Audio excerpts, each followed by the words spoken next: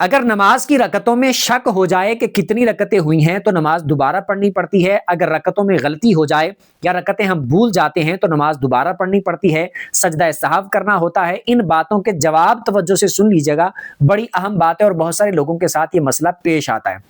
یہ بات یاد رکھیں، نماز پڑھتے ہوئے اگر ہمیں شک ہو جائے کہ ہماری کتنی رکعتیں ہوئی ہیں، بھول گئے، ایک ہوئی ہے یا دو ہوئی ہیں یا تین ہوئی ہیں یا چار ہوئی ہیں، ہم رکعتیں بھول گئے ہیں، اس صورت میں ہم نے یہ کرنا ہوتا ہے کہ ہم سوچ و وچار کریں گے، جس طرف ہمارا دل جم جائے۔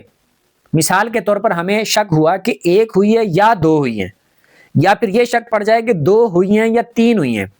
تین ہوئی ہیں یا چار ہوئی ہیں، تو ہم سوچ و وچار کریں گے، جس طرف ہمارا دل جم جائے اس بات پر ہم نے عمل کر لینا ہے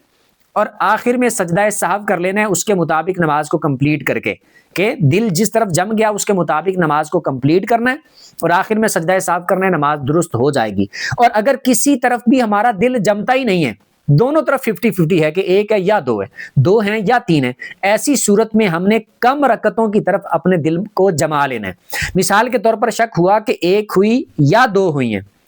اور ہم 50-50 ہیں، کسی طرف بھی غالب گمان نہیں ہے، دل نہیں جم رہا کسی طرف، تو ہم سمجھ لیں گے کہ ایک ہوئی ہے۔ اگر شک ہو کہ دو ہوئی ہیں یا تین ہوئی ہیں تو ہم سمجھ لیں گے کہ دو ہوئی ہیں، اس کے مطابق آگے نماز کمپلیٹ کریں گے۔ اگر شک ہو جائے کہ تین ہوئی ہیں یا چار ہوئی ہیں تو اس کے مطابق آگے نماز کو ہم کمپلیٹ کر لیں گے اور اس طرح ہم آخر میں سجدہ سہو کر لیں گے، ہماری نماز ٹھیک ہو جائے گی، دوبارہ پڑھنا ضروری نہیں ہے۔